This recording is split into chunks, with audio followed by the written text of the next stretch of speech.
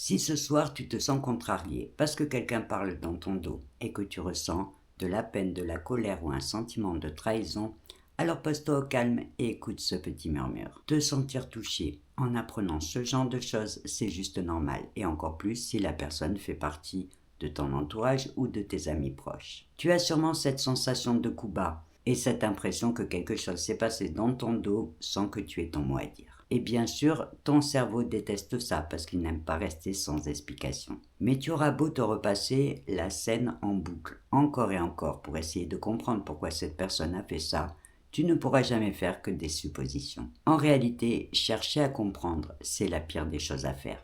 Mais tu sais quoi? Tu peux aussi choisir de voir les choses autrement, en commençant par te dire que tu n'es pas censé le savoir. Parce qu'au final, ce qu'on t'a répété, ce ne sont que des échos volés, ou des miettes d'une conversation que tu ne devais pas entendre. Et pour finir, tu n'as aucune garantie que les choses soient vraies, et qu'elles n'aient pas été transformées ou déformées. Alors tu vas sûrement t'attendre à ce que je te conseille d'aller voir directement la personne concernée pour avoir une explication.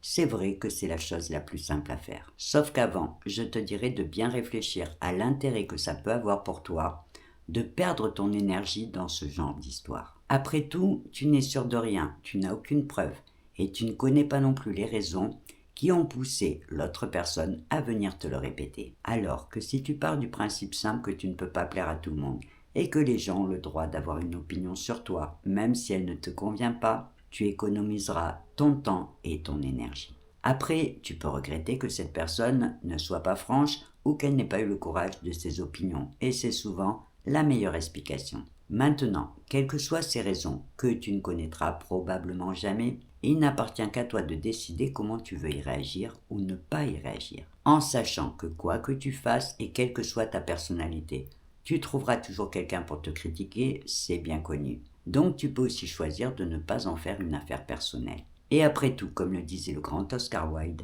il n'y a qu'une chose pire que d'être critiqué, c'est de ne pas l'être. Alors, même si sur le moment ça pique un peu, prends toujours le temps de réfléchir à tes propres intérêts avant de prendre le risque de te laisser embarquer dans une histoire où tu risques malgré toi de devenir un simple pion dans une petite guéguerre d'écho. Et maintenant, ferme les yeux, détends-toi, écoute ce petit murmure qui te rappelle que ce que les autres disent de toi ne définit pas qui tu es, mais qui ils sont eux. Et il ne s'agit pas d'être sage à tout prix, mais juste de choisir de dépenser ton énergie pour des choses qui t'apportent de vrais bénéfices, des choses qui te tirent vers le haut et qui te rendent fier de toi. Et sur ce, belle nuit à toi.